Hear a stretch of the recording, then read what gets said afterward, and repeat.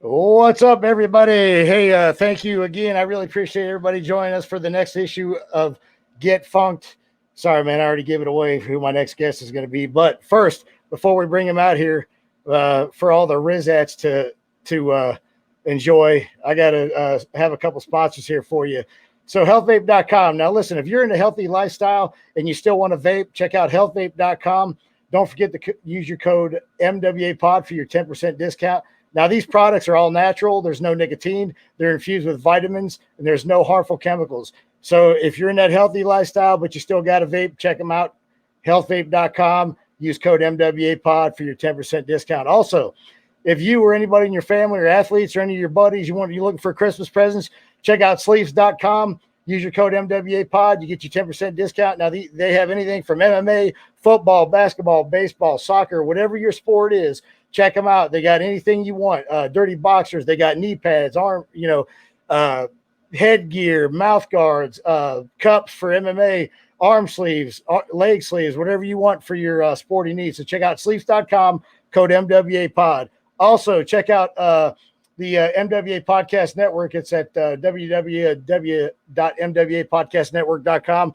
These are some of our cool shirts. You can go on here and check out some of the shirts we got. They got all of our MWA logos, all our shows on here. So check that out, please. Also, just a general reminder that I record my shows. I'm on every Tuesday night, 7 p.m. on YouTube or wherever you find your podcast. So please check out Get Funked. Check me out on social medias at Funk Allan, Allan Funk 5 on Twitter. Everything else is Funk Allan.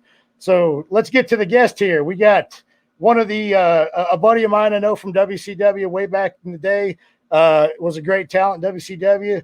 Did a lot of hard work there. I remember last time I actually wrestled with him, we were doing a tag team tournament in WCW where I was Mike Sanders' partner. I really don't remember who his partner was, but we'll ask him about that. So let's bring him in. He's a big superstar on the Impact show now. Johnny Swinger. All right. It's an honor to get funked, Daddy. That's right. Get funked. That's what all the Rizats tell me. Oh, man, I love the Rizats, don't you? Yeah, they're the best. I love the Rizats after I'm divorced. I didn't like them too much when I was married. Right. You're not supposed to marry the Rizats, Daddy. That's the key to life. Well, unfortunately, I got married when I came to WCW. I think you met my ex-wife, right? I think when we were talking about either that or I don't remember, which I usually remember, so that scares me a little. Well, Reese used to make fun of her because she had her hair puffed out like he used to call her like an 80s hair band. Ron Reese said that? Oh, dude, he used to drill her on her hair, bro. Ron Reese was the one that came up to me one time in main event when I was working out, and he said, Hey, Swinger, you see that girl over there? She really likes you, but I told her to stay away from you. I ended up marrying her. Yeah. Geez. I never heard that story. Yeah, he's the one that kind of set up the first meeting there with my current wife. Awesome. And you guys have been together for quite a while now, too, right? Oh, man. Been together 23 years, married for 20. Now, I remember when I first moved to... Actually, the marriage, 21, yeah. Oh, okay. I remember when I first moved down here, I moved across from the Campbell Middle School down there on is that South Atlanta Road? Do I remember that right?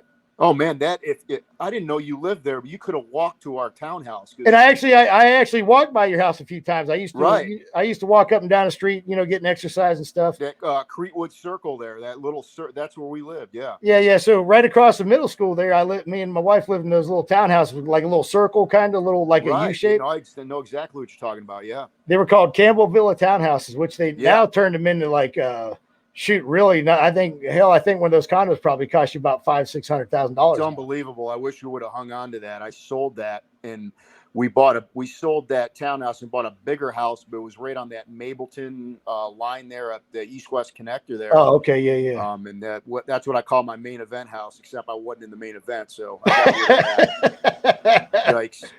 So yeah, man. So yeah, I appreciate you coming on. First, before we start out, man, I want to congratulate you on your WCW Power Plant Hall of Fame induction.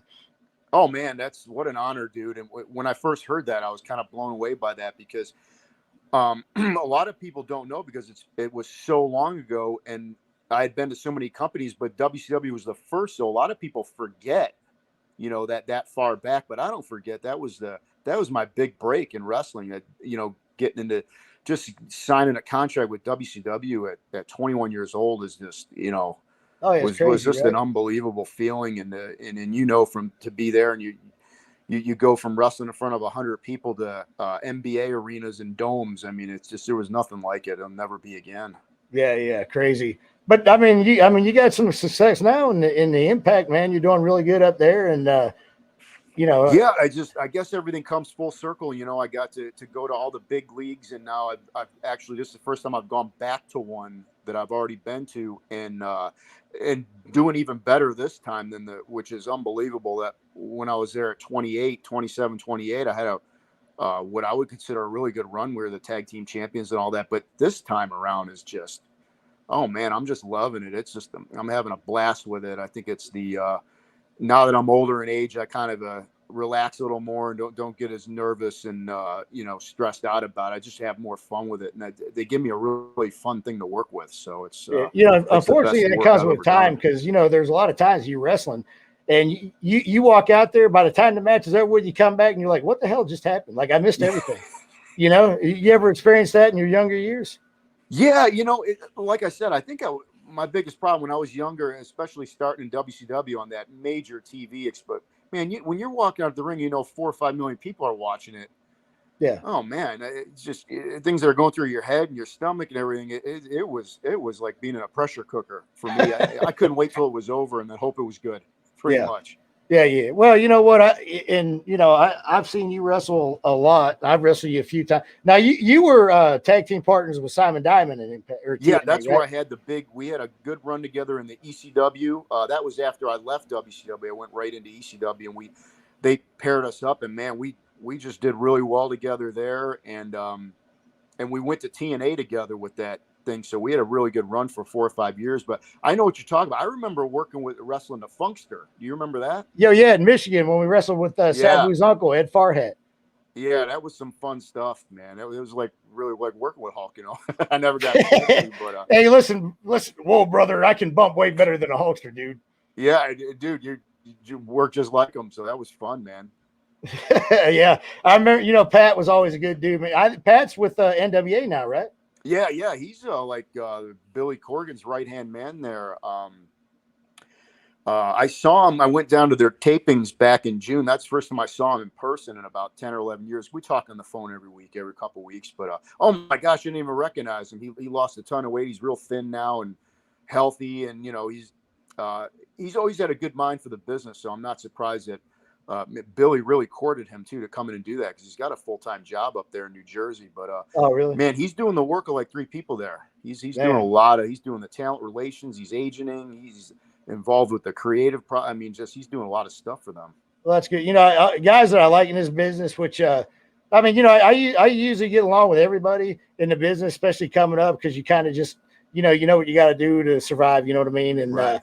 Pat was always one of those dudes, man. He was always a real good guy, man. You know, I've never heard anybody say a bad word about him. Along with you know, and you guys made a great tag team, and yeah, it was great working with you up there in Michigan. And hell, I think I was actually I wrestled you on the Dusty show too one time.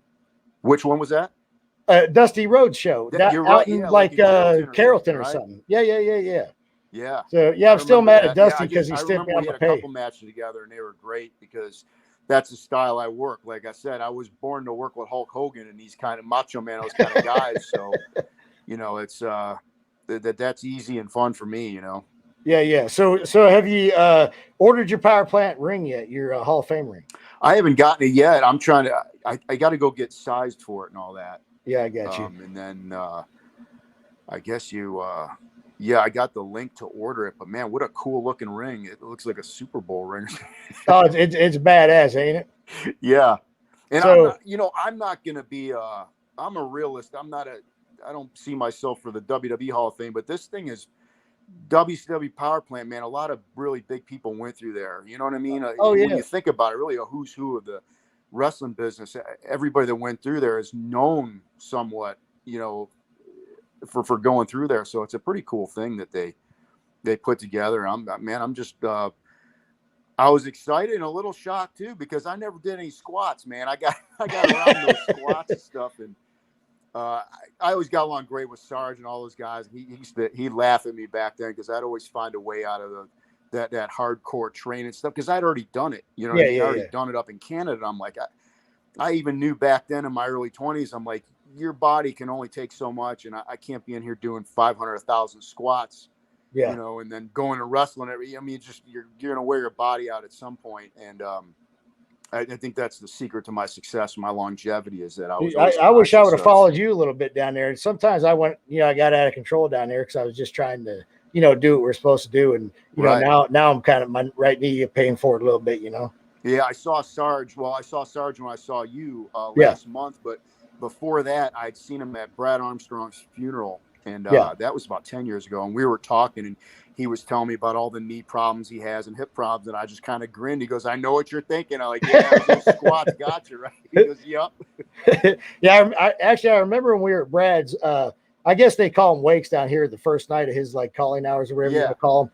Up north we call them calling hours. So I remember you. I can't remember who you're standing with, but you heard my voice, but you didn't recognize me, and you're like, "That's Allan Funk's voice." I could tell that voice anywhere. Do you remember that?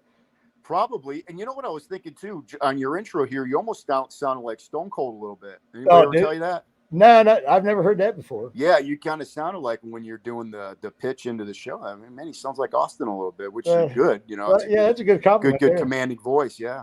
Oh yeah, yeah. So, and you know what? I never liked my voice, so that is a Really? good compliment. Now, when you ever record yourself when you were a kid or something, Yeah, and you yeah. listen to your voice, you're like, "Man, I can't stand my voice." Right, right.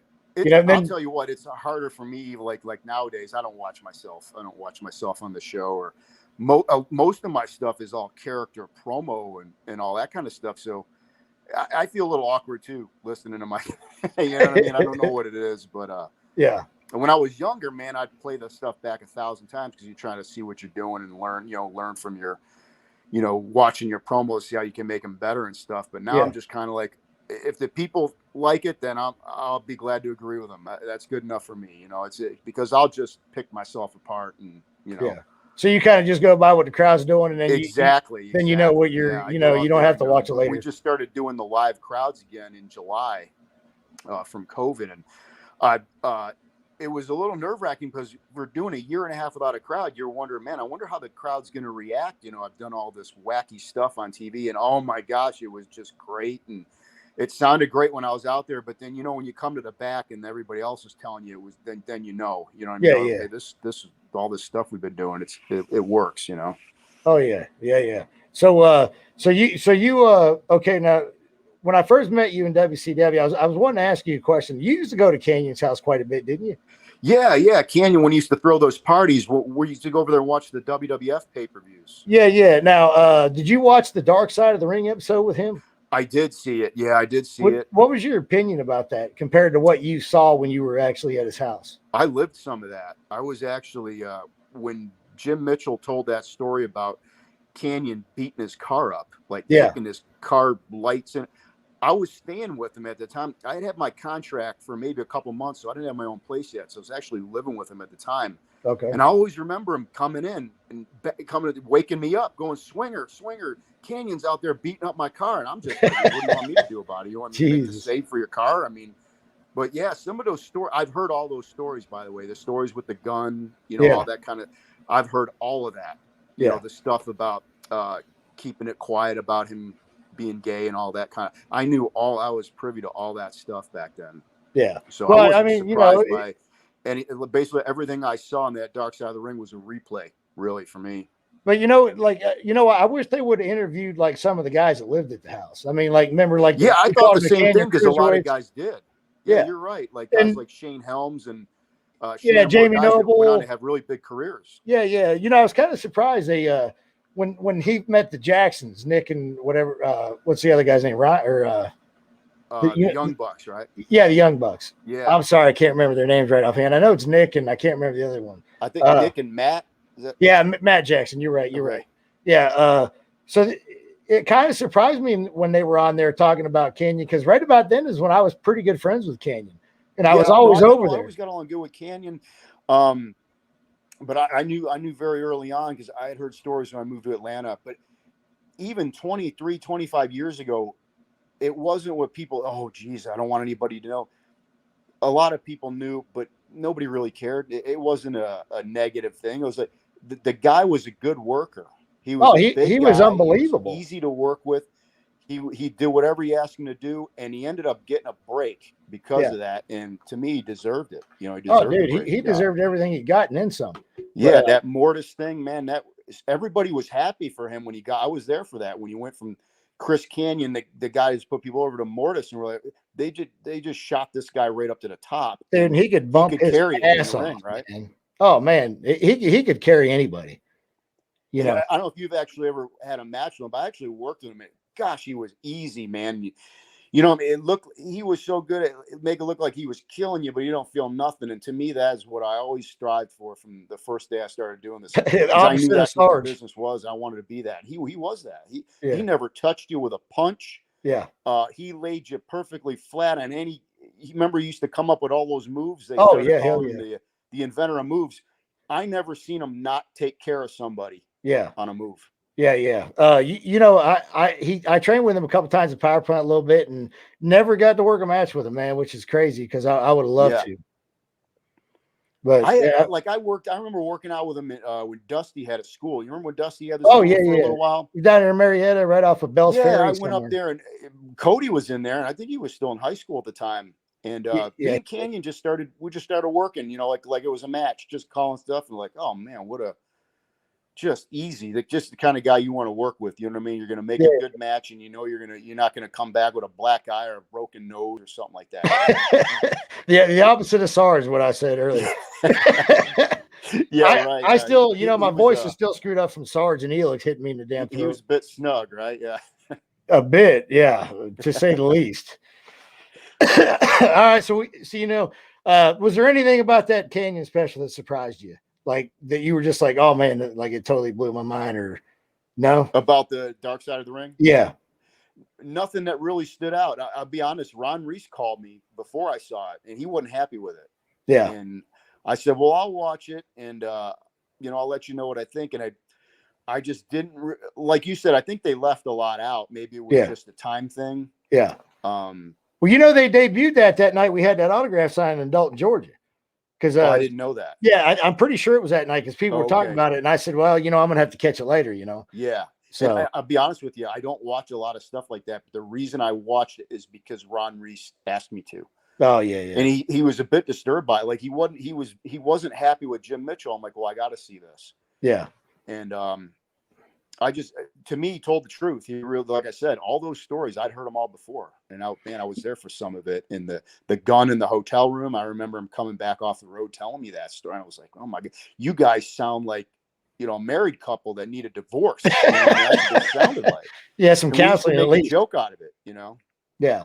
But well, he was very loyal to Canyon because Canyon got him that break in WCW. He got him that job specifically as a man. Otherwise, Bischoff would have never hired him. He knows that. So he was always loyal to Canyon, and rightfully so. Yeah, that's good. He was like that too, though. He knew where he came from and knew who helped him out.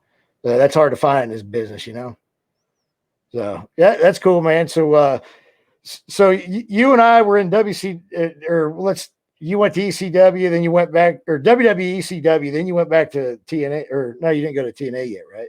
It's confused. So I left WCW in late '99, and you guys had another year. Were you there till the end? Yeah, right till they sold them out. That's when I went to ECW, and I spent that whole year in ECW. And if you remember when Vince did that thing where he took over WCW, basically ECW was bought out around the same time. So I remember that. But ECW stopped running. We stopped running shows in January of 2001. We did a pay-per-view, and then there was nothing left. So there's a couple months there where I called Johnny Laurinaitis about coming back to WCW because Vince hadn't done the buyout yet. And I actually came back in and did a Nitro and a Thunder. So I may have seen you there. Well, you did you were in the tag team tournament. That's remember that cruiserweight tag team? Yeah. Who was your partner in that? Man, I never saw him again. His name was Jason Lee. And I never heard of him. I'd never seen him before. I remember him being a good hand at the time. And we had a match with Ray and Kidman on the Nitro. And then I had a match with Hurricane Shane Helms on Thunder, and that kid Jason Lee was in my corner, like as a manager. So I thought, well, maybe they're going to hire us both or something. It was real positive. And then literally like a couple weeks after that, it was, gosh, I was up in Cleveland doing a dark match for WWF. That was the night really? that Shane McMahon was on Nitro. And I'm thinking, oh, I'm not getting a job now, right? Well, you really think you're going to get a job, or you got a better chance of getting a job, maybe? Yeah, I didn't really know what to think when I heard that. No, I was just blown away because remember 2001, the internet wasn't as big where information came out, and we're all just kind of standing there going, wow, what's going on? As it was happening, there was no advanced, it's not like they put it out, hey, Shane McMahon's backstage at Nitro early in the day. It was nothing like that. It was a total surprise. And that was a 2-year period where I just really started to focus on independence and some international stuff. And the TNA came up almost 2 years later. 2003 is when I went to TNA. Yeah. So were you at TNA when the original show? I can't remember. I wasn't at the original, the first show. No, I wasn't. I went in, me and Simon went in for a couple matches during that first year, just as one-offs, come in as a known team to put somebody over. And then that was it. And the word was Jeff Jarrett wasn't real high on us. Was which is funny because a year later he changed his mind, which I'm happy for. It's just, things kind of work out and things aren't planned. And we got another chance a year later. And it was just good timing that America's Most Wanted, James Storm and Chris Harris were the tag team champions. They didn't have an angle. They didn't have somebody to work with. So they brought us in and we had a good match with them. And they're like, man, let's bring this back next week. We had another good match. And before you know it, we're in a hot angle with them for the belts. That's cool. That's awesome. So is it now? Is that when Mike Sanders was there too? And they had he was. I want to say he was doing. They were doing something with Russo and was that called the sex thing or whatever they were doing? I think he was involved with that. And, because I drove up there with him a couple times. I remember me and Watts. We all got together at Disco too, I think. Oh, okay. And we picked up. Sanders was living in Canton at the time. Oh, okay, we drove up together because we were up there every Wednesday at the time. Yeah. So, me and Lenny started out with TNA, and it was real positive for us. Yeah, that's what I was going to ask you. You guys were there, I think, in that first year, probably, right? Yeah. We went to the initial show. I think it was in Alabama, Birmingham, or something like that. And they told us we're going to be the tag team champions. We're going to put the straps on us. They're going to do all this and that. We did all the promo stuff and pictures and everything. And then, the first night, we put over Chris Harris and James Storm. They were like a new tag team. Right. And which is no big deal. You know me, I'll put anybody over. I don't give a damn. Right. Just like you're still getting paid the same shit. Somebody's got to win. Somebody's got to lose. If you stick around long enough, you're going to win a lot. And you're going to lose a lot. It's But back in the day when you were a good enhancement talent, that you kept a job for that reason because you didn't bitch about nothing and you always, put people over. Yeah, but you know what? Actually, though, the time period you're talking about, it had changed. In WCW, you could put somebody over every week, every TV show, but you were on a guarantee. You're making $85,000, $100,000. But when once that was gone, now it's like, oh man, if you look bad 2-3 weeks in a row on that, they're probably not going to do it with you. And there's nowhere to go, right? Exactly. Salary, like we were with WCW, and it's like, which is funny because I'm sure you has heard like I have all the stories that guys that would complain in WCW, and I'm thinking, man, we're on guarantees here. You don't get any more to win. As a young guy, you want to move up because you hear what other guys are making a ton of money, so you want to move up. But you don't go in there and go, oh, I don't want to do this or that, because you could go from 1,000 a week to 0. You know what I mean? And it just, it's not worth it to. If they want to use you, they'll use you. And if they don't want to use you, you can't make them. There's nothing. And you don't need to help them out not wanting to use you. I mean, a guy like you and I were similar in a sense that we always made our look, because that was the one thing you had control over, was how you look. I mean, you just look as good as you can look, and that's all you can do. You can't control who they have you put over and who you don't. But they'll never say you were out of shape. You know what I mean? That they can they'd never say that to me. Yeah. And that was one thing. I'm not the tallest guy in the world. And I always pride myself on, having my body. Well, you're deceiving like me once again. I bet you used to, when you were on TV, because I used to get this a lot, especially with WCW, and it was probably the viewership that the one thing I heard the most when people come to go, man, you look bigger on TV. Yeah. Well, they always said I look taller on TV. Yeah. When they see me in person, like, shit, I thought you were like 6'2", 6'3". Me too. But we had those good upper bodies with the small waist and the wide shoulders. It just makes, and then you know what? I'll say this too. I think the WCW production was very underrated. Yeah. I thought that they did a great job of making us look great, because if you look at some of your old stuff, watch yourself like coming down the aisle. Oh yeah, the cameras are looking up at you. Like the camera guy would squat down in front of you and walk backwards as you walk into it. So when it makes you look like a giant, they don't do that anymore. If you watch the Raw of today, it's just when they're coming down the ramp, they show them from the side or like dead on, and man, there's a difference there. It really is. They made us look like, well, that's all something. Neil Pruitt. You remember Neil Pruitt? He was a producer. Yeah. I had him on my podcast not too long ago, and I tell you what, Neil's top notch, man. He knows exactly how to hit the cameras. Yeah, and I got to work with him again at WWE when I was in their developmental thing in 2005. He was producing the Deep South show for Jody. Oh yeah, he was. Yeah, and he's unbelievable, man. He couldn't meet a nicer guy either. Right, and he got our business. He understood how to make us look good and get the most out of something, and cut out crap that we don't need. You know what I mean? That's valuable. It really is. Oh yeah. He's he's been around. He was there with the NWA with Crockett Promotions and stuff. So, I mean, he knows what he's doing when it comes to that. Man, experience is what it's all about. It really is. I mean, Vince has got all these writers from Hollywood, but man, wrestling's a different thing, dude. I mean, it's just, you can't prepare for this. You can't you just got to do it for a long time, and you see what works and what doesn't. Like what I just told you, there's something right there that they used to do for us in the late 90s that they don't do anymore, is make the talent look more than what they are. I don't think they focus on it. They focus on a few guys, and then everyone, just show them coming down the ramp. And it's like, how many nights did you go out on the WCW Saturday night tape for a match? You could cut a promo on the way to the ring. Yeah. Oh yeah. The camera was right there for you, and the sound was there, and you could do your own promo on the way to the ring. Talk about how you're going out there to do a job, but after I win this one, I want a shot at the cruiserweight title. They gave us more of a chance to get over than people give that company credit for. It's got that reputation. Oh, they only pushed Hogan. All these. I don't agree. I think that a lot of guys got a real good chance there, and the only thing that stopped it was them when the merger happened and Vince bought it out, because to me that company could have kept going. And well, the Saturday night show was invaluable for guys like me and you starting out, because I mean, like you said, you got tons of exposure, and if you wrestled 2 nights, you'd be on both Saturday nights, because they just film one 2 weeks in one night. So we always wanted 2 matches on TV 3 times. I mean, it was great. And they paid more attention to that. People, it was unorganized. Like, no, I got wins on Saturday and Sunday, and then I did a job on Monday. Somebody was paying attention. You know what I mean? They didn't just have me two jobs and then roll me in on Monday. You know what I mean? It's just, no, they knew what they were doing. People are just, they want to be negative, and everything's so negative now. I'm always a WCW defender. I will for as long as I'm doing. Me and Buff all the time. He got a lot better treatment than a lot of people, but we always, he got a really good push, is what I mean. But we always agree that WCW is a lot better than people give it credit for. Yeah, well, I mean, a lot of guys say, it's like the inmates were running the asylum, and sometimes that's true, but for the most part, though, you couldn't.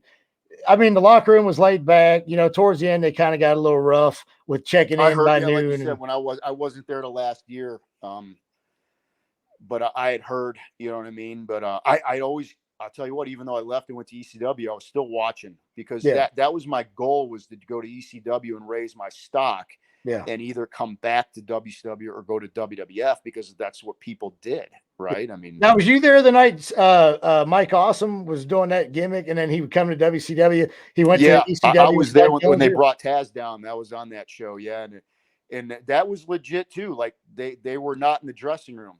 He changed outside or at the hotel, and then in the building. One walked in the building and went to the ring, and the other one walked. Then Taz came in, and then we didn't see him afterward. That was a shoot. It really was. Yeah, he jumped over the railing and took off with Doug Dillinger, and they got out of the building, right? Yeah, and nobody knew nothing. You just, I knew I was on third or whatever it was, and that's all you knew. You didn't know when they were doing that or how. But I don't remember what town that was in, but I was there for it. Yeah, that's crazy, because I talked to was it Lodi, I think, or somebody talked to me about that the other time, because I used to wrestle with Mike over in All Japan Pro Wrestling after WCW. Oh, okay. Yeah, I didn't know that. Wow. Yeah, so me, Mike, and Jerry too, which was you Wall. remember Jerry the Wall, yeah. Yeah. We always traveled together. We always played cards every night, or played on the Xbox or the whatever, the PlayStation or whatever. So he was a great guy too, by the way, Jerry the Wall, man. Oh, unbelievable, man! I miss that guy so much. And yeah, funny story. You remember when you were in Finland when I got hurt, weren't you? Where's that? In Finland when I got hurt? No, I wasn't there. I swore you were on that card.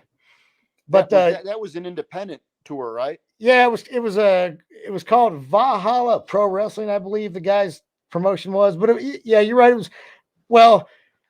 It wasn't really an independent show. It was I think this was the guy's first show. So, dude, I wished it was WCW because you got taken care of a lot better.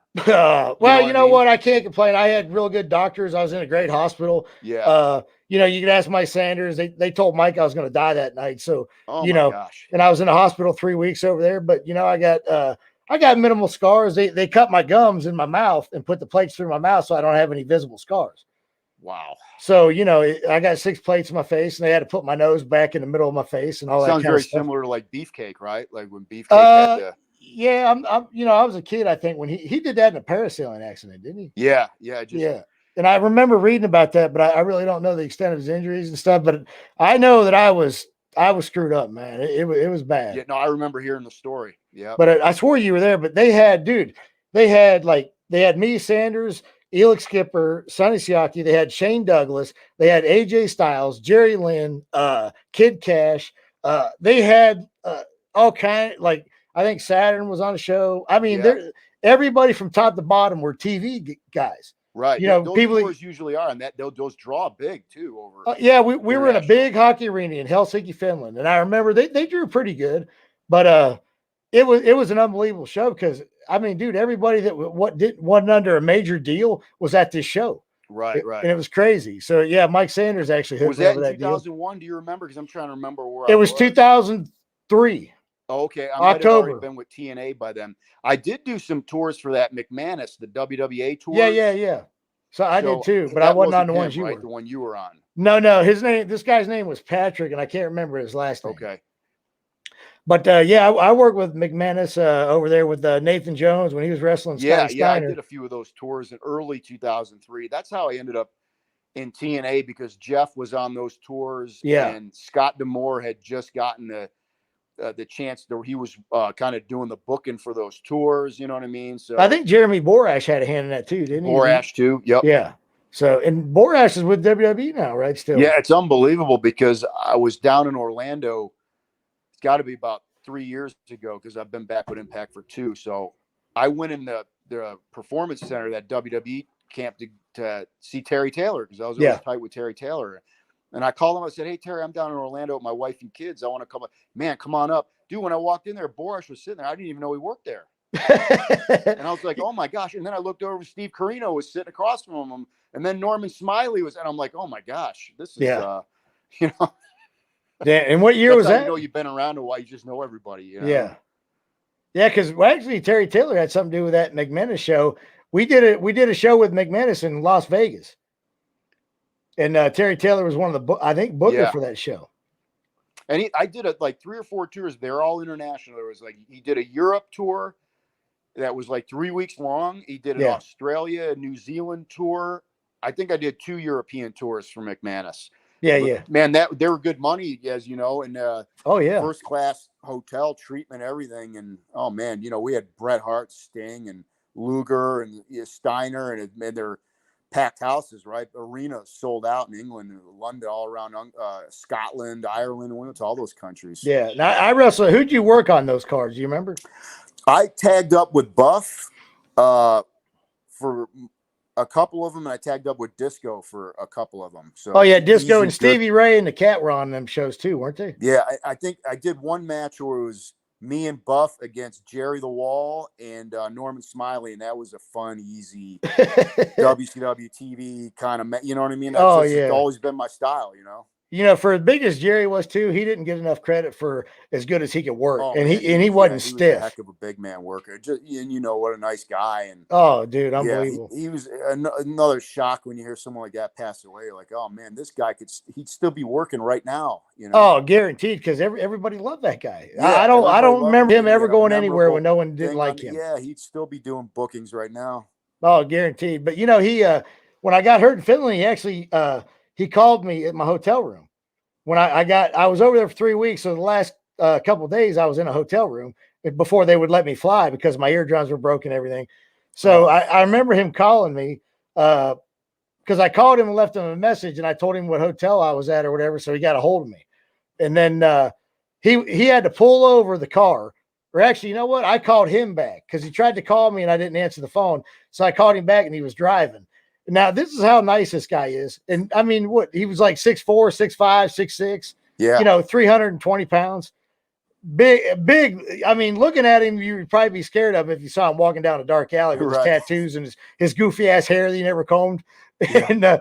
and so he answers the phone. He's like, hold on a second. He pulls the car over. He's up New Jersey driving. He pulls the car over, slams it, and starts bawling.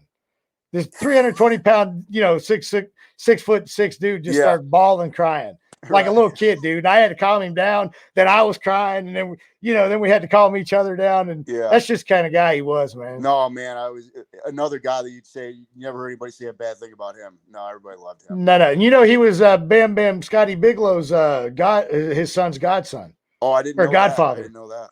Yeah. So, yeah, it's guy that passed away way too young, right? Bam Bam. Jeez. Yeah. And he had diabetes and he had some. I remember hearing that. I remember, yeah. And he save a kid or something in a fire, and he got all screwed up. Yeah, that's pretty wild. The guy had flame tattoos on his head. Yeah, right. And he gets burnt in the fire. Yeah. But it was 10 times worse because he had diabetes and he couldn't it wouldn't heal right. Yeah. Yeah. So it's crazy, man. Crazy. Sorry, man. I'm all over the place when I'm talking on this podcast. Man, something will spark something, and I'll be like, "Oh, okay, now I'll say something about that." So, right. Sorry, man. I'm just all over the place. That's how we roll, man. Yeah, says a name, and we got something, Yeah, and that's why I like my podcast, man, because I don't have anything planned out. I just talk about whatever pops up and whatever you want to talk about. No, I think that's the way to do it. I think people like that too, because it's TV wrestling tends to be a little overproduced these days, so it's kind of cool to have something that's you can tell you're just relaxed with, and Yeah, I'm trying to keep it good, man, because I don't want you to get in trouble with Ross Foreman over there at Impact. Oh, he'll never find me, right? Hey, dude, could you do me two favors though, Johnny? Say hey to Ross for me. Oh, he probably is, right? Yeah, I hear him over here. So he's a trip, man. I see him he's at all the TV tapings, and I got in trouble the first day. This is a funny Ross Foreman story. So I haven't seen Ross since WCW. Haven't seen him or heard his name. Yeah. Okay. So I signed my deal, which is funny because I'm trying to see how many people actually signed before, I signed my deal. And then when I saw they aired the first vignette that said Johnny Swinger coming soon, I told a guy and he put it out there. Oh, Johnny Swinger just signed with Impact. Oh man, Ross Foreman sent a thing. He's, oh man, we're supposed to be the ones to put this out. I'm thinking, man, I got fired before the first TV. And then I saw him and he's just laughing. You know what I mean? He's like, but yeah, Ross is a good guy, man. He works hard for us right now. He does so much stuff for the company. I mean, he lines up not just all the social media and stuff, but he organizes the catering, everything. I mean, he's all the appearances. We do appearances like before the TV tapes. He organizes all that stuff. I need 2 comps for TV. Email Ross. I mean, he handles so much stuff. And, he's got a lot on his plate. He's got a full-time job, man. But that's good. He always handled a lot more stuff in WCW, I think, that people give him credit for too. I remembered him as the magazine guy. Yeah. Remember the WCW magazine? Oh, yeah. That's when I first met him. Actually, Mike Sanders introduced me to him because he was good buddies with him. And so then we start talking, and then then Ross, man, he was always a cool guy, man. He always let us use his rent a car at hotel. He'd always alter his kind of travel to help us out because we were paying for all that. So he saved us a lot of money, man, which I'm forever grateful for. But that's right, man. Me and my ex-wife used to let Ross stay at the house all week when he was down in Atlanta could kind of return a favor, you know? Right. Oh, that's cool. Yeah. I think he's still up in Chicago. Yeah. As far as I know, he is Yeah. Buffalo Grove, Illinois. I think it's He's a Buffalo good Grove. dude, man. He really just, like I said, he handles almost everything. You know, I mean, anything you need, you know, if you're a vegan, he'll take care of it. You know, make sure you got a vegan meal there. I mean, I'm thinking, man, we're lucky we get bottled water. You know, this guy's like getting 7 vegan meals for, you know, I'm like, man, I'll take whatever I can get, you know. That's incredible. Hell yeah. So yeah, I was gonna ask you to do me a favor if you could. Say hey to Ross for me, and then also say hey to Pat for me if you wouldn't mind. Oh, will do. Yeah, for sure. Yeah, because I used to love Pat, man, especially when Jerry was alive. Him and Jerry were good buddies. Tight. Yeah, so I kind of kept in contact with Pat through Jerry. Yeah. No, so, I remember that. And he was married to I don't know if he wants anybody to know that, but he was married to one of the girls up in WWE, right? He was engaged to Dawn Marie. Yeah. I didn't want to mention her name because I didn't know whether he wanted us to say that or not. Yeah, I'll go ahead and take the risk. Yeah, it's pretty much common knowledge that him and Dawn Marie were engaged but never got married. There's a lot of extracurricular to that I don't want to go into because I don't know what's what. But you know, the wrestling business will spin stuff in it. Yeah. Let's put it this way: I was good friends with both Simon and Dawn Marie. They were both at my wedding. They were, you know what I mean? We're all good friends. So I mean, the wrestling thing's hard, man. To have a wife or a girlfriend or a girlfriend turns into a wife that you're both wrestlers. If you see that what happened this week with the releases out of WWE, I feel bad for the people that's a husband and wife that both lose their job the same day. That's rough. Yeah, that's definitely rough. You know, we all accept a lot of risk when we get into this profession, but having the two of you working for the same company at the same time and getting released in the same, ooh, ouch. You know, now who up there were married and got released? Do you know? What's that? Who just got released that were married up there? There's Karrion Kross and that Scarlett who look like they were going to do a big thing with them. He was with us before I got there at Impact, and she was too. Actually, I met her at a Impact show that I did before I came back full time. But that's one example. And then there's another couple on there too that I can't remember. Maybe it was that Keith Lee. He was another big guy that they had big plans for, and I heard his wife or girlfriend. Oh, really? He got released a while back, though, right? It's just, dude, you know the deal. It's a major corporation. It's $1 billion corporation. Yeah. They announced record profits, and an hour later they announced releases. So I guess the profits are even better now. I don't know. I mean, well, what's your take on all? I mean, they released a lot of guys this past year, like a lot. Well, like I said, going back to when I walked in that performance center a few years ago to talk to Terry, Matt Bloom was running that. I think he still is. And that's Prince Albert. Is that him? He told me they had almost 300 wrestlers under contract, and the first thing that popped in my head is why. You know what I mean? Like, why do you need so? And then even with all these. They released something like 20 people a few days ago. Yeah. But back in March or April this year, they released that many too. And you're thinking, well, it sounds like a lot of people. But then I saw they still have over 200 wrestlers under contract. And it's like, oh my goodness. You know, I mean. Now, see, here's a bad thing about it, though, is not all these guys, you know, and I'm sure a lot of them are great wrestlers and, you know, good people, but there's just no room for everybody to go to Impact. Right. You know, in NWA is kind of like a small company. It's not really. Yeah. Their roster's not too overwhelming. It's not enough. You know, AEW, I mean, maybe a couple of guys are going to go, but dude, after a while, Tony Khan's going to have, you know, I'm sure him and his dad are going to be saying, dude, we got way too many people. Yeah.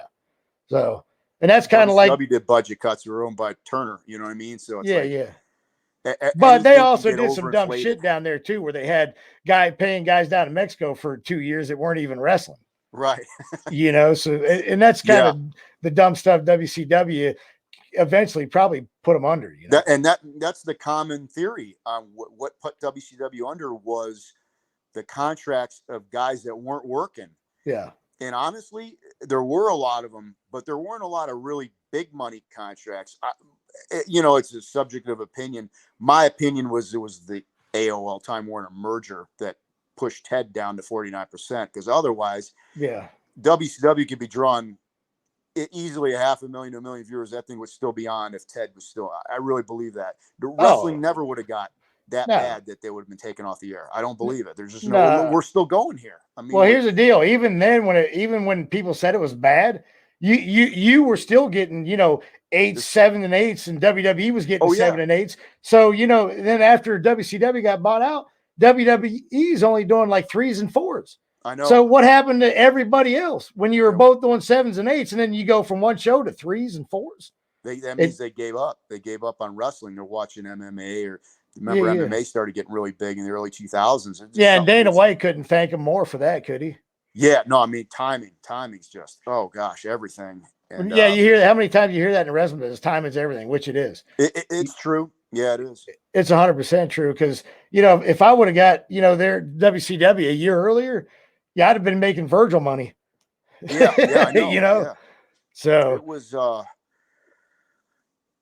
you heard all the stories, and then I remember being at the Disney tapings in Orlando, and this is funny. I know you're friends with Lenny Lane. I go up to Lenny and I pointing across. They had one of the studios. We were using one of the studios as a dressing room, and then the studio next door was where the ring, and people were.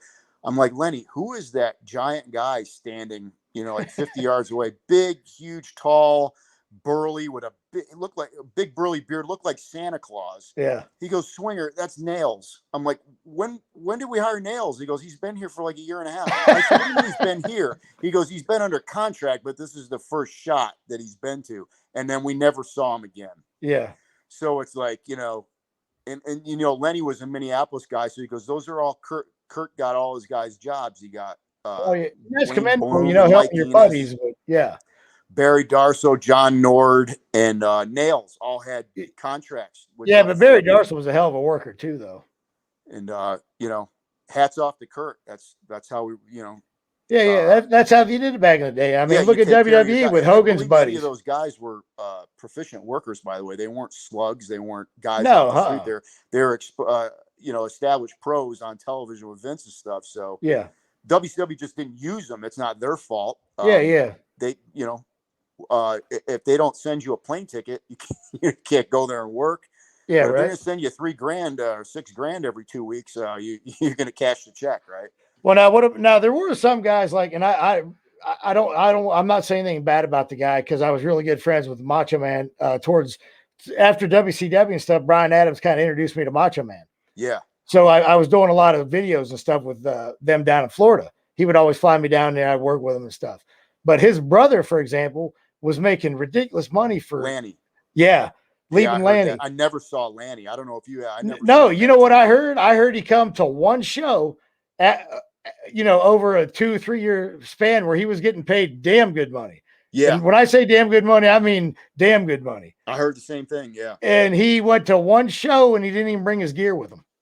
Because he knew he wasn't going to work. Yeah. He was like, well, what the fuck? Why would I bring my gear? Yeah. Because they asked him if he had his gear and he said, no, I hadn't been to a show in damn 2 years. Why would I bring my gear? Yeah.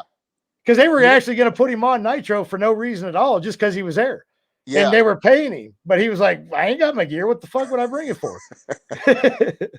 Which, once again, Lanny he wasn't like he was an unknown guy. He was a guy you could send out there. Everybody knows who he is. He's going to get a reaction for the match. He's going to put on a good match. And he's a hell of a worker, man. Right? Yeah. So they sat people that they could have used, you know what I mean? But like you said, there's only so many spots.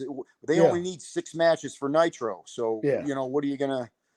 Yeah. Towards the end, you got Hall and Nash and these guys on top that are just, they're the ones that are over. So they're the ones that are going to get all the focus. There just wasn't any room for, I think they thought because of the syndicated tapings, but even then they didn't need.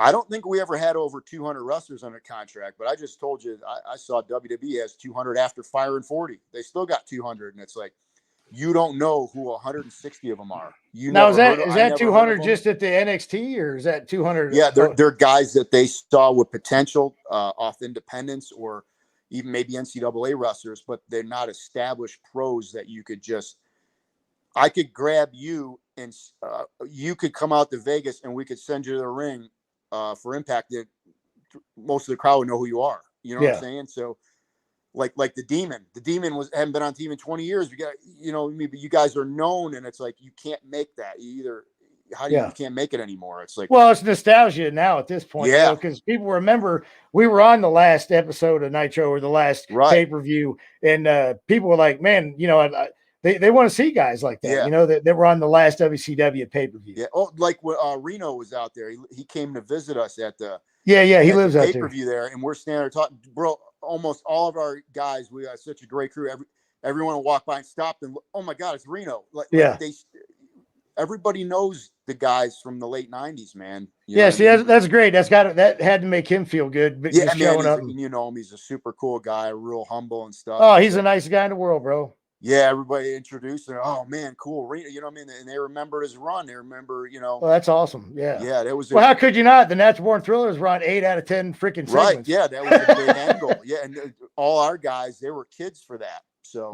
Oh yeah, that's like I said, it's nostalgia, man. People want to see. It's like that. when I walked in there in '95 and saw Macho Man and Earthquake and One Man Gang, all these guys walking around. I'm like, oh my gosh, these are the guys that are watching all Orndorff. And, when I was a little kid, I didn't know what to do. Yeah. Now, how was your relationship with Paul? Did you have any kind of relationship with Orndorff? Paul was good to me. Before I got signed, I was actually working for WCW by the night. For probably well, he liked you because of your body. I'm sure that helped. And do like 2 days of TV and get paid. It was $200 or something. Yeah. But then the Disney tapings, Orlando, sometimes there were 8 to 10 day trips. Man, $2,000 for a 19-year-old. You know what I mean? Oh, hell yeah. A lot of the times, Paul was in charge of booking the extras, as they call them now, the extra talent, non-contracted talent. And I could remember.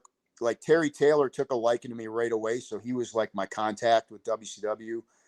And a couple of times, I got to check with Paul. Paul's booking the next TVs. And he'd call me right back and said, Paul said you could come, so I was in good with Paul. I knew that. And Paul was big on the body. That's why he liked me. Yeah.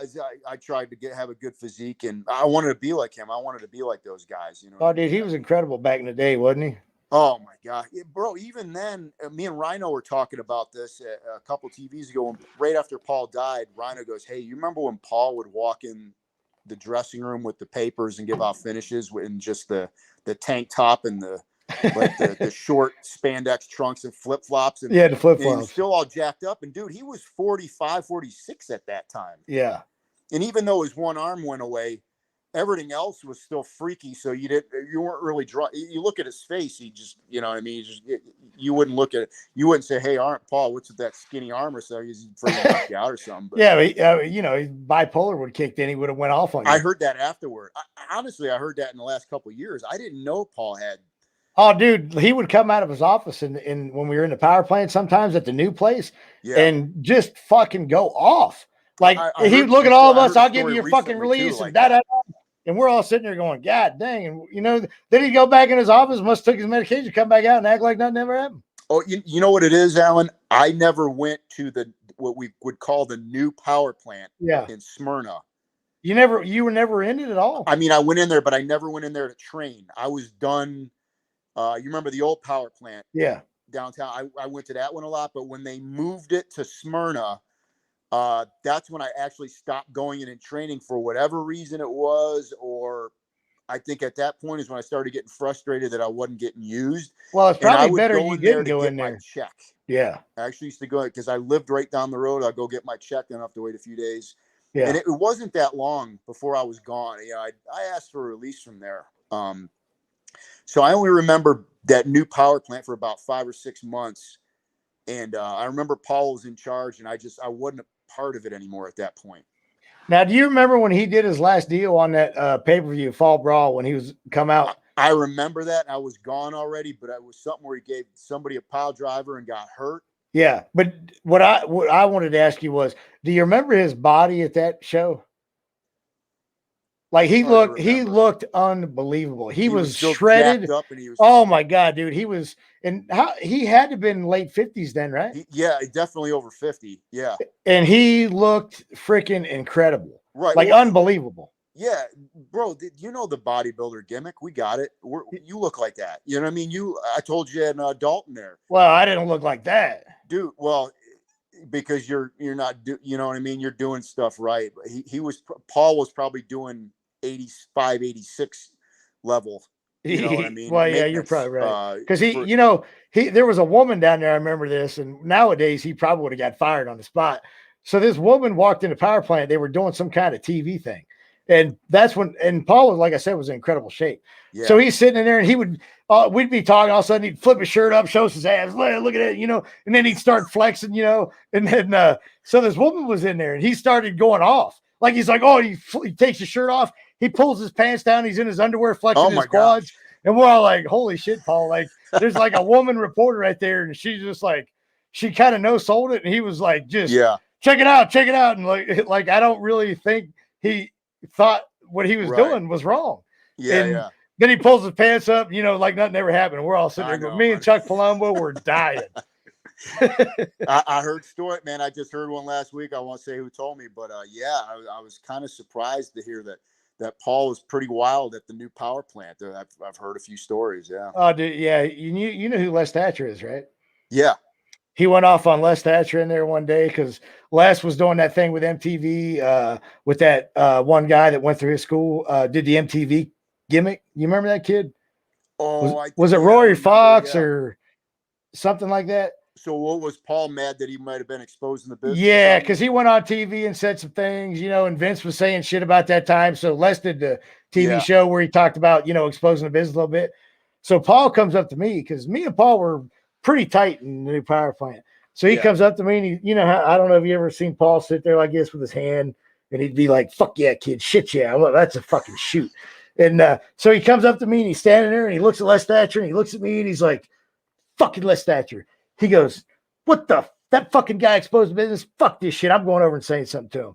So he beelines right to Les and he looks at Les and Les holds his hand out to shake his hand and Paul's like, fuck you. Right in his face. And I'm like over there, he goes, fuck you, exposing the business. I'll beat your fucking ass. and Les is like, oh shit. So Paul comes walking over to me and he's pacing back and forth and he keeps looking. He's like, he goes, I do the right thing. You think I did the right? Fuck it, I did the right thing. Fuck him. Gosh. And it's just like, God dang, Paul, like just calm down. Yeah. I saw him. I want to say about 3 years ago. You were there. Remember the show we did? Oh yeah. And he was bad shape, bro. Was that 3 years ago? Yeah, I think it was like a year right before the COVID hit. Yeah. So I remember, and you might have been sitting right there. I was having a conversation with him. I remember he asked you about your watch. Yeah, he didn't even remember who I was. Well, that night was funny because Brian Blair drove him there. Yeah. And Brian kind of pulled me to the side because he knew like Paul and I used to be kind of close. Yeah. He's like, hey man, if Paul like doesn't really compute who you are, don't get upset about it. Yeah. I was like, no problem, man. I know he's struggling a little bit. Right. So, but when I first got there, he gives me a hug. Hey, Allan, and 10 minutes later, I'm walking down the hall. Here he comes. I was like, hey, Paul. He's like, who are you? Yeah. And I was like, Allan Fogg, I had to reintroduce myself to him. And then, you kind of sinks in, you're like, God dang, it's fucking, you felt bad for the guy, No, I know. Yeah. Because you remember what he was. And, yeah. But, a lot of people would say that's what he gets because he treated people bad. But, I heard that too when he died. And I was blown away by, if you saw that video his son posted. I did. You know what I'm talking about? Oh my gosh. And I'm like, yeah.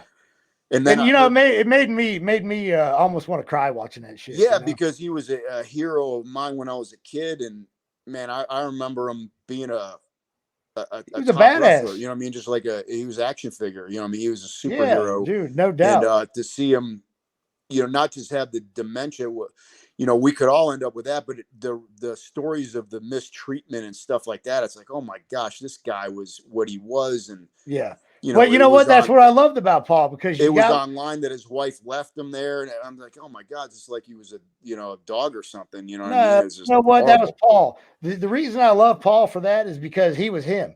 He didn't hide nothing. He didn't act like he was somebody he wasn't. And to me, that's being a real person. You know what I mean? Yeah, I agree. Whether you like him or not, that was him. Yeah, no, I always had good experience with him. He, like I said, when he was in charge of the extra talent, I was always included. And then I met up with him a few times after WCW on like some like Scott D'Amore was running shows in Canada in 2001. And I was going up. I was pretty much out of work with that merger, the buyout. So I was working for Scott every 6 weeks up in Windsor there. And he brought Paul up for an appearance. And we flew together from Atlanta and just had good conversations. And I'd see him from time to time at appearances. And I saw him when we were just talking about with Brian Blair 3 years ago. It was about a year before that. So 4 years ago, he was at a thing in Rome, like a big fan fest in Rome. And we were talking, and he was like, Johnny, he goes, here, take my number. He goes, I love to do these signings. If you know anybody, I said, oh gosh, Paul, for sure. You know what I mean? And yeah. But Paul, he was always a good dude, man. I don't really have nothing bad to say about Paul, man. Yeah. So we're up on an hour, but let's real quick, if you don't mind. I told you these things go quick. It's ridiculous. Oh man, I'm glad to do it. Yeah, I'm not busy, so I always Well, I appreciate it, Johnny, taking your time for this. I appreciate it. But talk about. Like I told you the other day, I don't do a lot. The company's a little. We had some issues, but for friends like you and stuff that I know, you know what I mean. We're not gonna, you're not gonna. No, I'm not gonna try to expose you and leave you hanging out for Ross Foreman to grab a hold of.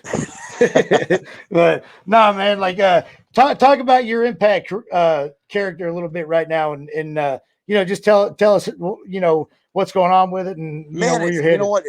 It's unbelievable how fast time goes by. I'm actually over 2 years on a thing that, man, to be on TV as much as I was, and then to be off it for 12, 13 years. I never really thought I'd go back on TV. Yeah, I always kept working the business. As far as the independents, I was pretty consistent with it too. And then I just got Scott Demore, who's a friend of mine he's the first person that called me in 1995. I was 19 years old, and said, do you want to do WCW TV? I said, where do I have to be? Yeah, no kidding. So that's right? How far back we go. Yeah. He was the catalyst to me getting into WCW, and eventually I got the job, and that being in WCW is what got me into ECW. And you know what I mean? It just, one thing leads to another. And then Scott was also in charge at TNA. He wasn't in charge, but he was on the committee in 2003. And that's how me and Simon got brought in. So he's always been a great friend and in my corner as a backer of mine. And he took control of Impact, I think in like 2018, maybe. Okay. When it was bought by a Canadian company. And man, he sent me a text message on the 4th of July in 2019, and said, and we always keep in contact. We always talk and stuff through the years. And he knows I kept working. He goes, Swinger, he goes, got an idea for you in Impact. It'll be fun and easy. And I responded, when do I start? It doesn't matter what it is. I can, you know what I mean? We'll make it work. And I didn't hear from him for like 3 weeks. And I was just like, man, I wonder if he forgot about that or what. I said, when I said, hey, when do I start? He actually said September at the latest. And that was the last I heard. And then maybe the end of August, he actually calls you. Hey, did I tell you what the idea is? I said, no. He goes, we want you to be like an old school 80s wrestler, with the promos and the look and the lingo. And I said, so just be myself pretty much. Really? He goes, yeah. He goes, I'll tell you where the idea came from. He goes, we're sitting around a booking meeting, and Dreamer brought your name up or something, and someone else said, man, what's Swinger doing? Well, let's look up on his Facebook and see what. And they went on my Facebook and saw me doing all these little 30-second promos for independent shows. Yeah. You know what I mean? Like when I do an independent, the promoter asks like for Ronnie Gossett would have you do those. And I did it like 80s. This Saturday night, and Atlanta, Georgia, I'm going to be a blah blah blah. And it just And they were like, man, we want that. We want that on TV. We want old school, promos and look and everything. And I was like, oh man, this is going to be great. Right. And that thing right behind you, that outfit was just, I found that thing in my attic. I'm like, what's the worst looking thing I could wear that nobody would wear? Dude, that's a great outfit from the freaking 80s. And you know what I mean? And I just showed up with that, and they shot all these vignettes of me working out in the gym and just a bunch of funny stuff. It's 100% comic relief. And all I did was draw upon, like when I was a kid, I remember when I was a kid watching wrestling, to me, all the heels were funny.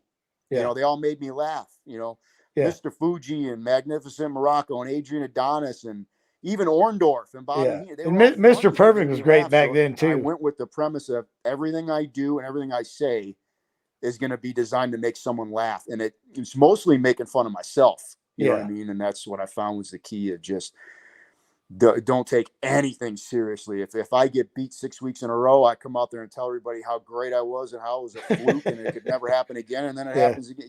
Just that old school 80s heel.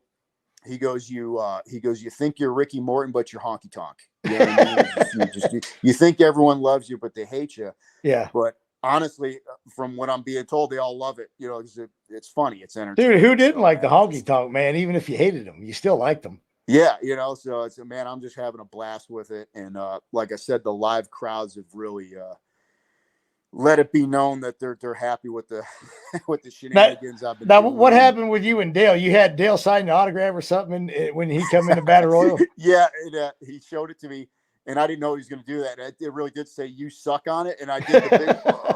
And he threw, dude. I don't know if he told you this. He threw me over the top rope, and the place started booing him. He threw me over the top rope. No, he didn't tell me that part. Yeah, it turned him heel, throwing me over the top rope. So I do remember seeing this, and were you saying, "Hey, look, it's Gene Simmons. I get to." Yeah, well, that's what. I was acting like it really was Gene Simmons. My character's kind of oblivious to. Yeah. You know what I mean? I'm like, what's a cell phone? I don't even know what that is. Everything is. Talking about the Rizats and the Pizzles, and I carry a fanny pack around. I always got gimmicks in it. You know what I mean? Yeah. Just the old stuff that the guys used to do before my era, which a lot of our fans are like lifers. They've been fans, so they remember all that. Oh yeah. When I drop a name, an old timer's name, or I talk about Vern Gagne and stuff. They just, it's just something different, than what everybody's doing. And it's entertaining. I had my own thing called Swingers Palace for about 8 months. It was like a glorified interview segment, where guys would come on further their angles. I had like a makeshift casino and all that. Man, it got a great response. And you don't do that anymore? We storyline closed it up, but it may come back. It's open to come back. I tell you what, we sold a lot of T-shirts, and we still are. So I don't know why you'd probably not want to shut that part down, but right. they're keeping me as a really good character on there anyway. Like the thing with me and Demon plays out over 3 or 4 weeks. Oh, okay. Cool. So it's depending on when you drop this, where I think it started last week. Well, it started with the pay-per-view that was live. And then we carried it over to TV. So there's a match. There's some good interviews with me and him, and that they made a really good 3 or 4 week thing out of it. So that's cool. Really, really good response to him coming back, and the possibility of doing stuff in the future. Yeah. Well, this won't be on this Tuesday because Lodi beat you to the punch.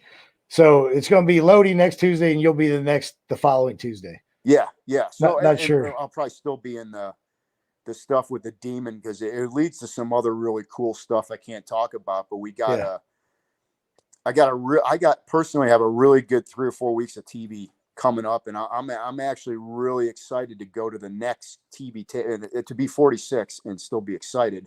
About, man, I can't wait to see where they go with this, because we got such a good response from the Vegas crowd and the pay-per-view and the subsequent TVs, and we got a really good show. You know what I mean? I wish more people could see it. We're on in a network that not a lot of people have. And now, what network's that on? What night's it on? It's called AXS TV. And man, I don't even get it. They send me the show, copy of the show right before it airs, so I can watch it if I want. But yeah, I'm sure I got that on my deal. I work there, but I would, dude, if we were on TNT or something like that, we could do 600,000 viewers. So there's no doubt in my mind.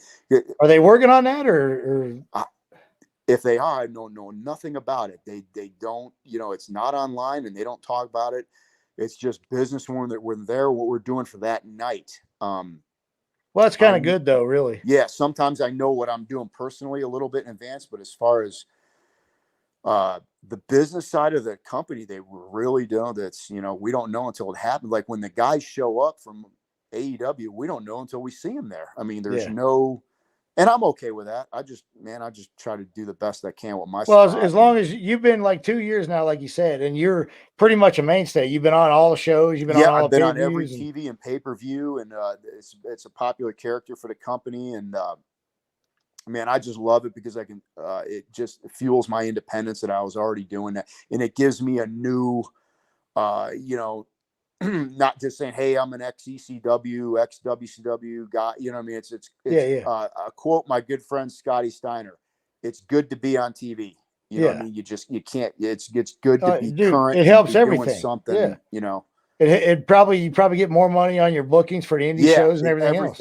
More virtual signings. I got offered a booking in Spain yesterday. I can't do it because I'm already booked, and you know what I mean. But it's like some signings with like the guy in New York. You know, some of them are like, man, we want the swing man from Impact, but then other guys are like, but they want to see the ECW guy too. They want you to sign ECW. I was like, man, I'll sign whatever you know what I mean? So because those guys up in New York, good guys, man. They take care of you and they pay you. Yeah, man. And I still enjoy the work. You know what I mean? Like I said, it's a lot more fun for me now. I think I don't have as much pressure on me to, you know, WCW was fun and great. I was a single guy for a lot of that. So, but once you get married and have kids, that WWF thing, when I went there in 2005, oh my gosh, I had a wife and a 1-year-old, and every second of the day I was wondering, man, are they going to get rid of me? That's a hard life. And when the young guys ask me for advice, I can't tell them, hey, don't, be married to the business, because that's not totally healthy either. You know what I mean? Because I think going back to Canyon, that was part of his demise. He looked at the business. That was the one thing. He was married to it. He lived for that. And when they started turning on him, gosh, it killed him. You know what I mean? Mentally, you take it serious, but you can do too much. You know what I mean? You can take it too serious. Well, that's good. That's good advice right there for a young guy. You got, guys ask me all the time. I'm like, do it because you enjoy doing it. If you get a break, that's even more. But just do it because you're enjoying it, having fun with it. And man, if you got a day job, don't give it up. I'm telling you, man. Don't do what I did. Because I mean, you know what? Honestly, and I'm happy for you, Johnny, because a lot of these guys, you seem like Jamie Noble and stuff, like you guys that I've been friends with for 20 plus years, still seeing you guys do things on TV.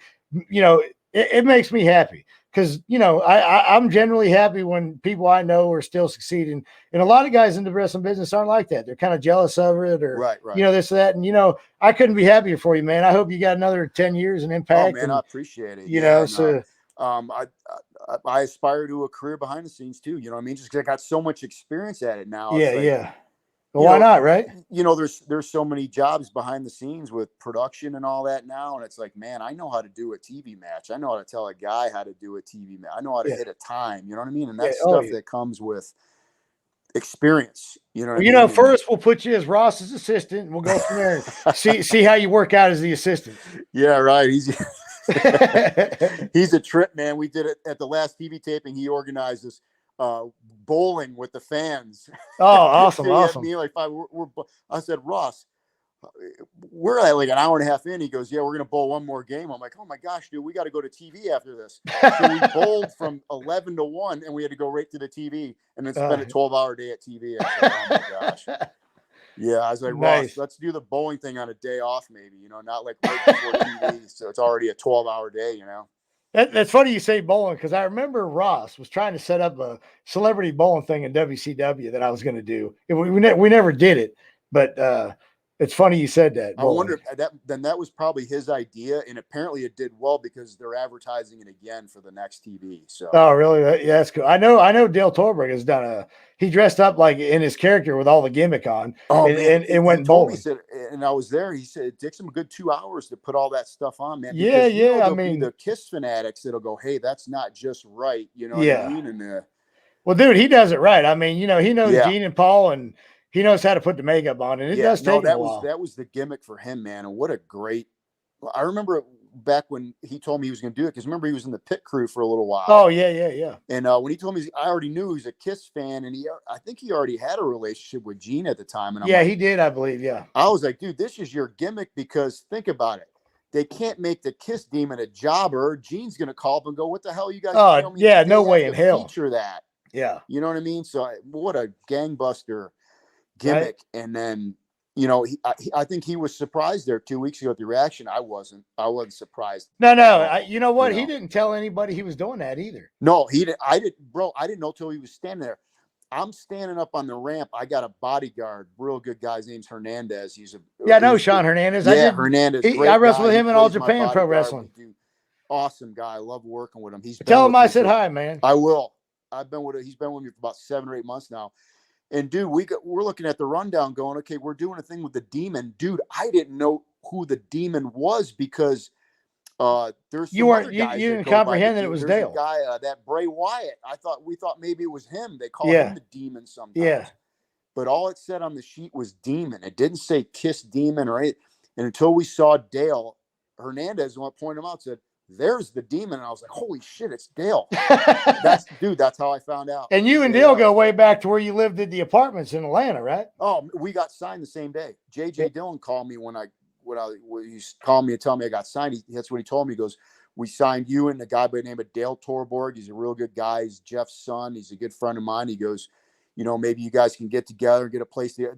That's how we met. We both got hired the same day. And at that time, I was going out on the power plant quite a bit, and we became fast friends and hanging out and stuff. And we lived in the same apartment complex. I got him in that same apartment complex. I get you. You remember at Ron Reese's apartment? I can't remember. I think it was down off like Powers Ferry somewhere. He lived not even a half a mile from us. He lived right next to Main Event. Actually, I think that might have been one of the first times I met you at his. Well, we watched a pay-per-view. Me and my ex-wife came over there, and you were there. So. Yeah, I remember that. Yeah. Yeah. And shoot, that was 22 years ago. Dude, unbelievable how, the 90s don't sound that old to me, but they are apparently. Oh yeah, it seems like forever 2022. And, I'm still hanging on, man. I'm still living for those days. I'm still quoting stories from those days. Just those were the golden years, right? Yeah, that was a boom period in the business that I don't know will ever. I would hope for it, but I just don't see how. Well, the Monday Night Wars and all that kind of stuff, dude. You probably never see nothing like that again. No, I don't. I mean, 40,000 people in the Georgia Dome. I mean, Vince can do that for WrestleMania and stuff. Yeah. But, not for a Nitro, right? That night that Goldberg beat Hogan. Yeah. They had all the. Didn't they have the Hell's Angels there or something around the ring? Chuck Zito and all them guys. You know what I mean? And yeah. Bill was just so over, and then everybody that came out was a major star for a lot of years. You know what I mean? Oh yeah. Everybody was, and Jericho was trying to make it at that time, and now Jericho is one of the kings of the business. You know what I mean? He was trying to break through back then. That dude was unbelievable, man. I'm happy for Jericho too, man, because he was always a cool dude. When I went up to WWE, man, he treated me like I should be there, and a lot of the guys didn't. Well, I met Chris in Canada before. When I started out in Winnipeg, Canada, and I met him and Lance Storm my first week in the business. And you were friends with Edge, is that right? Yeah, well, I trained Christian, with him. Me, Edge, and Christian, and a guy by the name of Joe Legend. We were all in the same training class, and we all trained together. And then once we broke in, then they trained Gail Kim and Beth Phoenix and Trish Stratus. A lot of people came out of that camp in Toronto. But wow. Me, Edge, Christian, Rhino, all of us, we all really got our breakout in Winnipeg, Canada. By a guy named Tony Condello, but his booker was Don Callis, who was okay. With NWA. I've known him my whole career since day one too, and that's where I met Jericho and Lance Storm. They were the veterans, they'd been wrestling 3-4 years at that point, and I think they were just going to Smoky Mountain like for Cornette at that point, right? Yeah, you couldn't get two better workers right there. And then when I saw Jericho a couple years later in WCW, it was like, somebody was giving me a hard time or something. I don't remember who it was. Like in a joking way, because man, I was 20 years old, 21, and this is probably before I got the contract. And man, Jericho and Scott Norton came over and said, "This guy broke in Winnipeg, drove over frozen lakes where you could get kid. Just don't mess with this guy."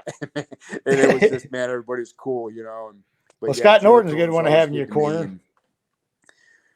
Lance Storm, and Rick Martel, a lot of those guys I got to meet when I first broke in. Some really good guys to learn from, Yes, Rick Martel. I had a real good break into business. A lot of really great talents to just watch and get in the ring with and learn from. You need to do some stuff for your character patterned after the model back in the day.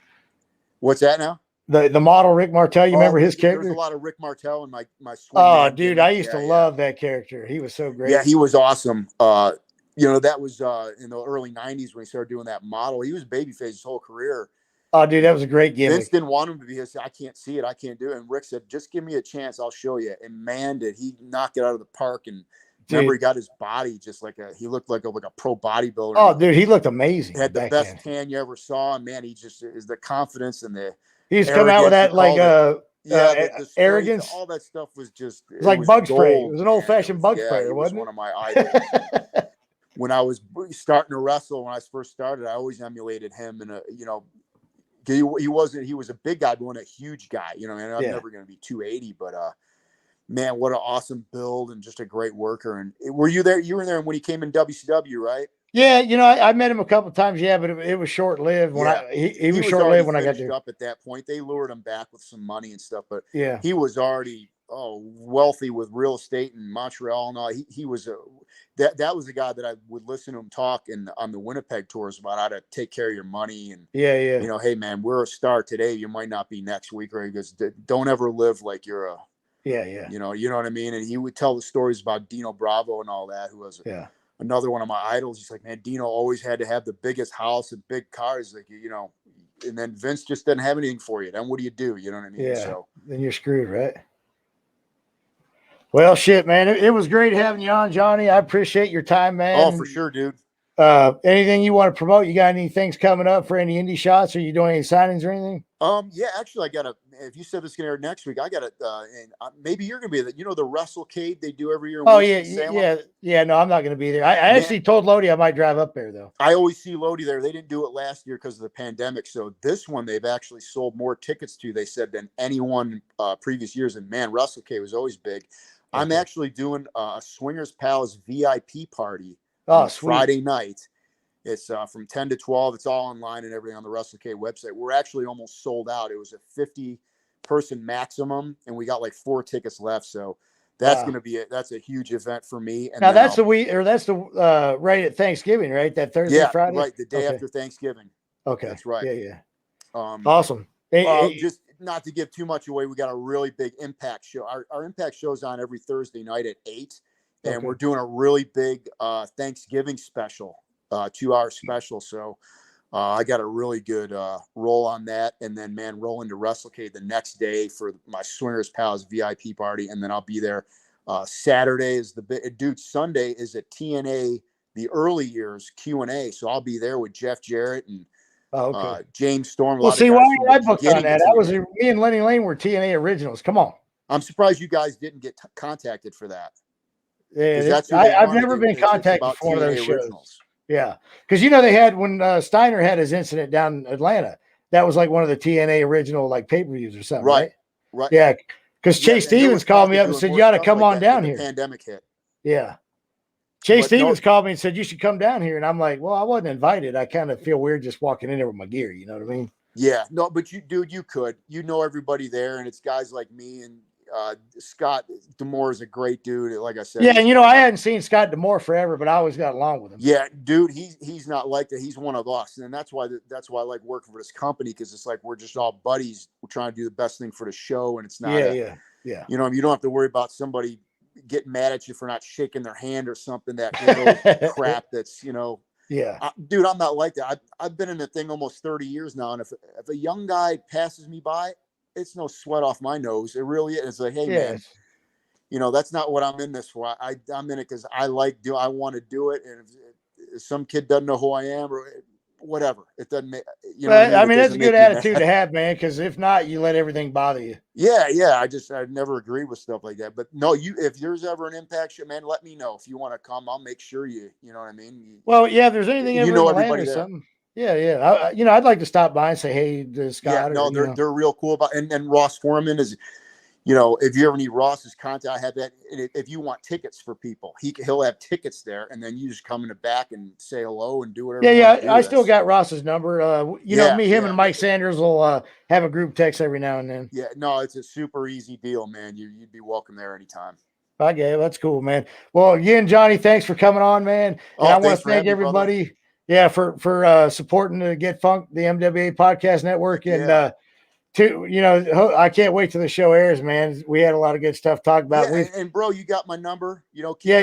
Keep in contact. You know what I mean? Yeah, that's one thing about this podcast has helped me stay in contact with people that I hadn't been in contact with Right. for a while. So Yeah, no, it's great, man. And like I said, recently I haven't done a lot because the office is, it's got to go. And dude, I'm telling you, I get offers to do them. I can't do them all. It's too much. Yeah. I So got you. I'll pick. Honestly, I'm doing yours right now. The last one I did was for Rhino because he's one of my best friends. And dude, that was 4 or 5 months ago. So Damn. I'm only doing like Ross will call me and say, "Hey, can you do this one and promote the pay-per-view coming up?" That's most of the stuff I do now is when he actually calls me and says, "Hey, you're going to do 3 of them right in a row," and Ross is on the phone just to make sure they don't try to get off course. And oh, what do you think about this going on in the world today with COVID? I was like, man, it's a wrestling thing, you know what I mean? Let's talk about wrestling.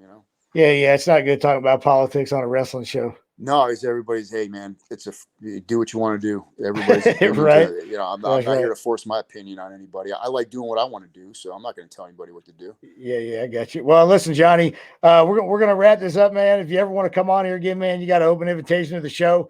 But I'm gonna if you want to take off, I understand, but I'm gonna run this video and then I'm gonna cut it out. If you want to hang around and talk to me for a second, that's cool. If not, it was great having you on here, man. I appreciate it. Cool, man. My pleasure, dude. Anytime, man. Just let me know. I'd be glad to come on. Yeah, Johnny. And I was actually thinking about calling Marcus and seeing if he wanted to come on. Because I actually did send him a text yesterday.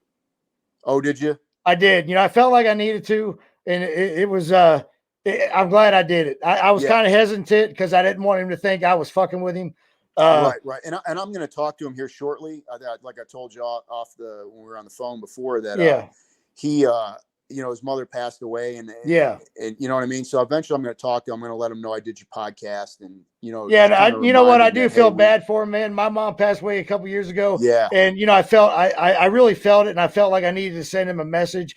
So I texted him real simple, told him I had him and his family in my prayers, and I sent him my deepest sympathy.